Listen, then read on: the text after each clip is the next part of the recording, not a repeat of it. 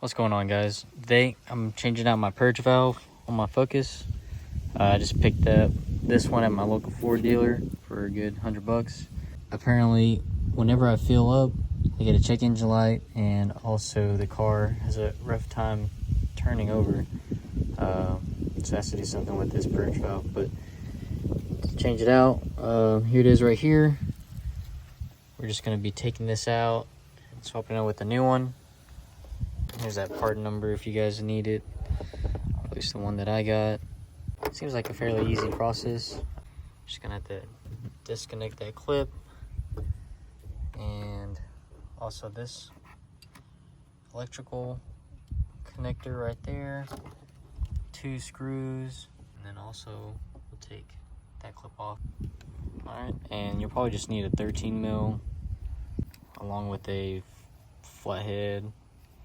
All right, so I got it disconnected. So this end, it goes right underneath the intake manifold.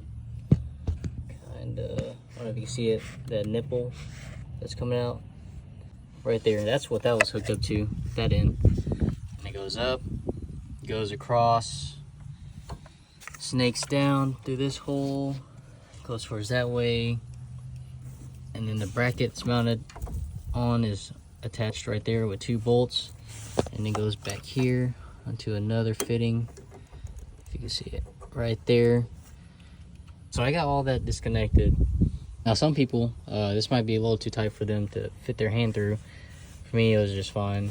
But if you're having issues of putting your hand through there, it might be easier to take off this intake, and that way you have more room and you can take everything else out pretty easily. Now here's a side-by-side of the old one and the new one. Can't really tell any difference just by observing it, but apparently something inside of them is going out, so we're gonna go ahead and change it out with the new one and hope that it fixes the issue. All right, putting it in right now. Don't forget to plug in your little connector right here onto the valve to the clips. Now when taking these off on these clips, all you have to do really, if I can focus, is just press down on this top white piece, and it'll release that little clamp or clip on the inside, so you can just pull out that connector from the fitting. I'm all finished. Took a good 5 minutes to do everything. Really straightforward. Got the new line in.